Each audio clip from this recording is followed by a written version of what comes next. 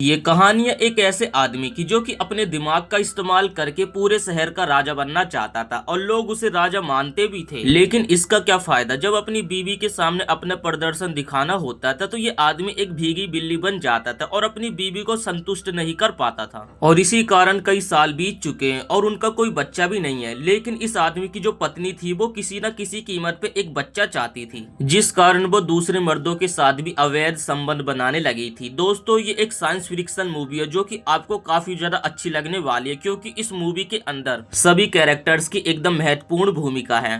Movie की starting में हमें एक समुद्र तट दिखाया जाता है जहां पर एक मछली तड़प रही थी और इस मछली के पीछे भी एक बहुत बड़ा राज है। वही मछली के पास एक लड़का खड़ा हुआ था जो कि अजीबोगरीब तरीके से नाच रहा था और वहां पे एक बूढ़ी औरत भी नाव के ऊपर बैठी जो कि तड़पती हुई मछली को देखकर उसके ऊपर भाला फेंक कर मार देती है, जिस कारण यहाँ पे ये मछली मर जाती है। और उसके बाद वो लड़का उस मछली को उठा लेता है। बूढ़ी औरत और इस लड़के के बीच में एक काफी गहरा संबंध है जिसे कि हम मूवी के आगे देखेंगे। मछली के मरने के साथ दो आदमी वहाँ से बाइक से गुजरते हैं। यहाँ एक लड़का है जिसका नाम है मोकाई और ये एक डब्लू नाम के आदमी के खिलाफ सभी लोगों को यहाँ पे भड़काने की कोशिश कर रहा है। तब यहाँ इन लोगों के बीच में बात होती है कि हमें एक साथ रहना चाहिए। इसके बाद हमें डब्लू को दिखाया जाता है जिसका समुद्र की मछलियों के व्यापार में सबसे बड़ा हाथ है और इसी के साथ ये काफी सारे गैर कानूनी काम भी करता है। और डब्लू भाई के सारे कामों को ये मदन हलदार नाम का आदमी संभालता है। दरअसल मदन हलदार इस जगह का एक लोकल नेता है, जिसके बाद डब्लू भाई उसे कहते हैं कि बग्गा और जग्गी को बुलाओ, हमें जल्दी से मकाई को मारना होगा क्योंकि वो हमारे रास्ते का कांटा है।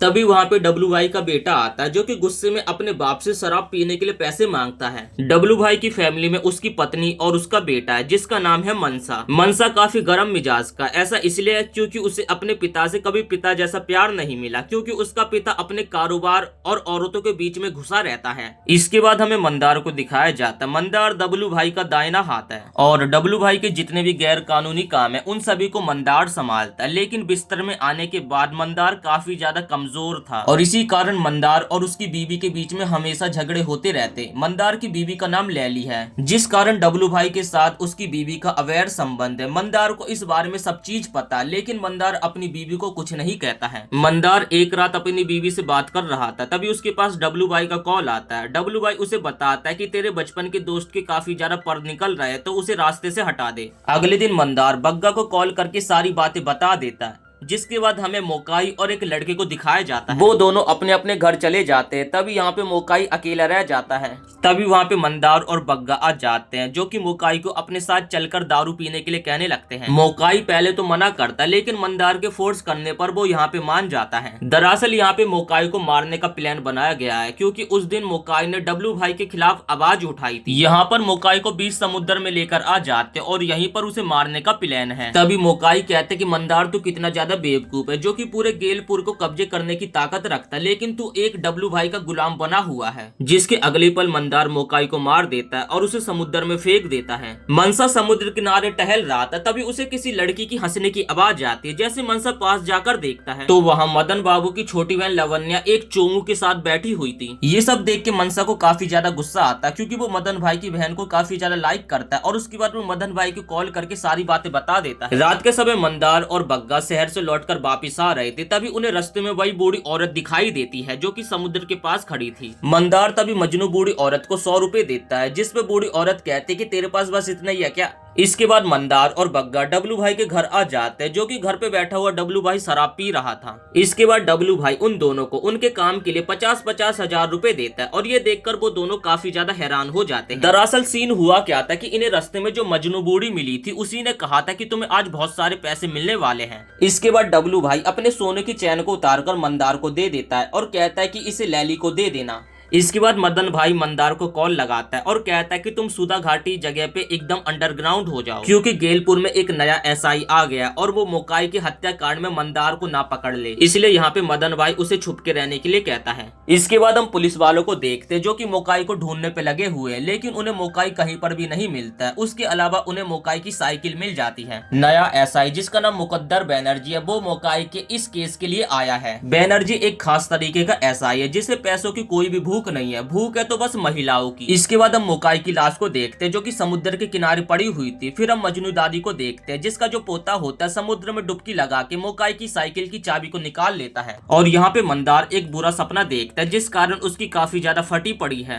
तब हम यहाँ पे लोगों को देखते जो कि मोकाई के गायब हो जाने के कारण धरना करने पे लगे हुए हैं। और धरना करने का मेन मकसद ये है कि मोकाई के कातिलों का पता लगाना। डब्लू भाई के हेरा फेरी में इन मछलियों का बहुत बड़ा हाथ है, इसलिए यहाँ पे नया ऑफिसर मुकद्दर और मदन एक दूसरे से बात कर रहे थे। तभी वहाँ पे मनसा आ जाता है जो कि एक लड़के के ऊपर हाथ उठाने लगता है और उससे लड़ाई करने लगता है। तभी वहाँ पे मदन भाई आ जाते हैं जो कि मनसा को दूर करते हैं। इसके बाद हम मंदार को देखते हैं जो कि एक दुकान में बैठा हुआ खाना खा रहा था। तभी उसकी नजर एक पोस्टर के ऊपर पड़ती है जिसमें लिखा होता है कि आप अपनी गुप्त दिक्कतों को चुटकियों में खत्म कर सकते हो। मंदार चुपके से उस पोस्टर को निकाल लेता है क्योंकि उसे भी अपनी गुप्त दिक्कत को खत्म करना है। दूसरी तरफ हम मनसा को देखते जो कि डब्लू भाई के पास आता है और कहता है कि आज से मैं आपका सारा कारोबार संभालूंगा। तुमने बंका और मदन को काफी ज्यादा सिर पे चढ़ा दिया है, इसलिए वो लोग जब चाहे तब मेरा अपमान करते हैं। तब यहाँ पे गुस्से में डब्लू भाई अपने बेटे को भगा देते हैं और इसके बाद वो अपनी कार से जोड़ाबाड़ी पहुंच जाते हैं और वो फंटूस को जोड़ाबाड़ी की सारी जिम्मेदारी दे देते हैं। जिसके बाद फंटूस तुरंत कॉल करके ये बात बग्गा को बताता है और बग्गा कॉल करके मंदार को बताता है। ये सुनकर यहाँ पे मंदार काफी ज्यादा गुस्सा हो जाता है क्योंकि उसे लगा था कि जोड़ाबाड़ी की जिम्मेदारी उसे मिलेगी। इसके बाद डब्लू भाई घर आके लैली से कॉल पे बातें कर रहा था। तभी वहाँ पे उसकी बीवी आ जाती जो कि डब्लू भाई की सारी बातें सुन लेती है। डब्लू भाई की बीवी पहले से जानते है कि उसका चक्कर मंदार की बीवी के साथ चल रहा है। इसके बाद हम डब्लू भाई को देखते जो कि मंदार के घर में लैली के साथ एक्टिवेट हो रहा था। तभी यहाँ पे लैली डब्लू भाई को कहते कि मुझे तुमसे एक बच्चा चाहिए। तब यहाँ पे डब्लू भाई उसे इस बात के लिए मना करता है और वो कहता है कि मैं तुझे सब कुछ दे सकता हूँ लेकिन बच्चा नहीं। थोड़ी देर बाद लैली गुस्से में मंदार को कॉल लगाते हैं और उसे जाकर डॉक्टर से मिलने के लिए कहती है। अगले दिन मंदार उस पोस्टर में दिए गए पते पर पहुंच जाता है। इसके बाद हम डब्लू भाई की बीवी को देखते जो कि मंदार के घर आती है और उसकी बीवी को काफी ज्यादा खड़ी खोटी सुनाकर चली जाती है। थोड़ी देर बाद मंदार लैली को कॉल लगाता है और कहता है कि मुझे डॉक्टर ने दवाई दे दी है। तब यहाँ पे लैली उसे कहते हैं कि अगर मैं तुझे कहूँ कि किसी को मारना है तो तू क्या मार देगा। मंदार कहता है कि तुझे क्या हुआ, जिस पे लैली कहती कि तू कब आएगा। तब मंदार कहते कि मैं कल सुबह आ जाऊंगा। इसके बाद हम मजनू बूढ़ी दादी के पोते को देखते हैं जो कि अपनी दादी को जाकर बताता है कि हीरो कल आ रहा है। ये सुनकर यहाँ पे उसकी दादी काफी ज्यादा खुश हो जाती है। सुबह होते मंदार अपने घर आ जाता है जिसके बाद वो अपनी बीवी के साथ शारीरिक संबंध बनाता है। जिसके बाद लैली कहती कि डब्लू भाई का खौफ खत्म हो चुका, अगर तू मेरी बात मानेगा तो मैं तुझे बच्चा दूंगी। इसके बाद हम मदन भाई की बहन और फंटासू की कुछ क्लिप्स को देखते जो कि एक दूसरे के साथ एक्टिवेट हो रहे थे। इसके बाद हम मंदार को देखते जो कि अपनी बीवी के साथ शारीरिक संबंध बिता रहा था। तभी उसके पास बग्गा आता है जो कि कहता है कि तुम्हें डब्लू भाई बुला रहा है। जिसके बाद बग्गा मंदार के घर में एंटर हो जाता है जहाँ पर वो देखता है कि उसकी बीवी बस पेटीकोटी पहन रखी है। यहाँ पर लैली भी बग्गा को अपने प्यार के जाल में फंसाने की कोशिश करती है लेकिन यहाँ पे बग्गा अपना शरीफ बनकर अपना सर नीचे झुका लेता है। इसके बाद हम डब्लू भाई को देखते जो कि उन दोनों को एक जिम्मेदारी देता है कि तुम दोनों को मनसा को सही सलामत एक पते पे ले जाना है। जिसके बाद रात होते वो दोनों निकल पड़ते और रास्ते में एक दुकान से शराब खरीद लेते हैं जहाँ पर मुकद्दर बनर्जी भी बैठा होता है और वहाँ पर मंदार की उससे मुलाकात होती है। और यहाँ पर लैली ने अपने घर को एकदम सुहागरात जैसा सजा रखा था लेकिन दूसरी तरफ यहाँ पे तो बग्गा बस लैली के बारे में सोच रहा था कि वो कितनी ज्यादा सेक्सी है, एक बार दिला दे। इसके बाद हम डब्लू भाई को देखते जो कि लैली के घर आता है और उससे पूछने लगता है कि क्या हुआ, आज तूने मुझे खुद बुलाया है। लैली तब कहते कि आज तेरा आखिरी बार है, इसके बाद मैं तुझे कभी नहीं बुलाऊंगी। इसके बाद हम मंदार को देखते जो कि मनसा को उसके सही पते पे छोड़ देता है और उसके बाद वो अपने घर आने लगता है। रास्ते में उसे अपने बचपन के दोस्त मकाई की याद आने लगती है। वो सोचने लगता है कि मकाई के साथ शादी के दौरान उसने काफी ज्यादा मस्ती करी थी और उसे ये भी याद आता है कि शुरुआत से ही डब्लू भाई उसकी बीवी की तरफ गंदी निगाहों से देखता था। गेलपुर आने के बाद मंदार अपनी बाइक को एक नदी के पास छोड़ देता है और उसके बाद साइकिल से आने लगता है और नदी के पास ही मुकद्दर बनर्जी एक लड़की के साथ एक्टिवेट हो रहा था। छुपते छुपाते जब मंदार अपने घर की तरफ आ रहा था तभी उसकी मजनू दादी से भी मुलाकात हो जाती है। मंदार जब अपने घर आता है तो वो यहाँ पे अपनी बीवी के साथ डब्लू भाई को देख लेता है। ये देखकर यहाँ पे मंदार को काफी ज्यादा गुस्सा आता है। जिसके बाद मंदार डब्लू भाई का खेल खत्म कर देता है और बाहर यहाँ पे डब्लू भाई का जो ड्राइवर होता है उसका इंतजार कर रहा था। तभी उसके पास डब्लू भाई की वाइफ का कॉल आता है। जिसके बाद वो मंदार के घर में जैसे जाकर देखता है तो वहाँ पे डब्लू भाई की लाश पड़ी होती है। ठीक पीछे तभी वहाँ पे मंदार आ जाता है जो कि उस ड्राइवर का मुंह दबा लेता है और उसके भेजे में गोली मार देता है।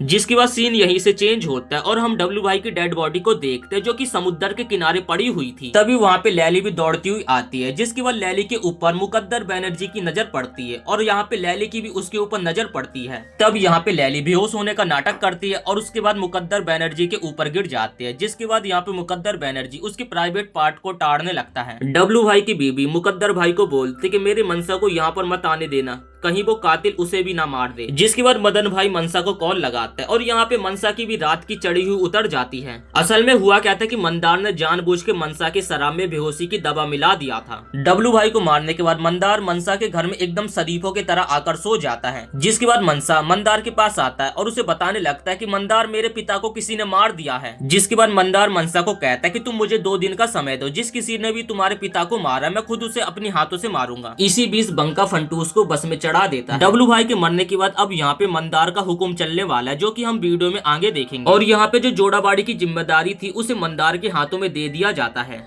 मजनू बूढ़ी दादी ने जो भी बातें मंदार को कही थी वो सारी बातें यहाँ पे सच हो जाती और इस जगह का राजा अब मंदार है। इसके बाद हम मुकद्दर बनर्जी को देखते हैं जिसने मंदार को मिलने के लिए बुलाया था। वो मंदार को कहने लगता है कि मुझे सब कुछ पता चल चुका है, तुमने डब्लू भाई को मारा है। और वो रिश्वत के तौर पे मंदार से उसकी बीबी लैली को मांगने लगता है। ये सुनकर यहाँ पे मंदार को काफी ज्यादा गुस्सा आता है और उसके बाद वो उस पुलिस वाले की कॉलर पकड़ लेता है। जिसके बाद वो घर आता है और ये सारी बातें अपनी बीबी लैली को बताता है। तब यहाँ पे लैली साफ साफ मना कर देती है। मंदार कहता है कि तुमने इतने बार डब्लू भाई के साथ रातें गुजारी, मैंने कुछ भी नहीं बोला, लेकिन प्लीज मेरा एक बार ये काम कर दो। और तू चाहती थी ना कि मैं गेलपुर का राजा बनूं, तो मैं राजा बन चुका हूँ। तो इसके बाद हम उस पुलिस वाले को देखते हैं जो कि मंदार की बीबी के साथ उसके घर पे समय बिताने के लिए आया था। और इसी के साथ हम इस वीडियो को यहीं पे समाप्त करते हैं। वीडियो पसंद आए तो वीडियो को एक लाइक करके चैनल को सब्सक्राइब कर देना।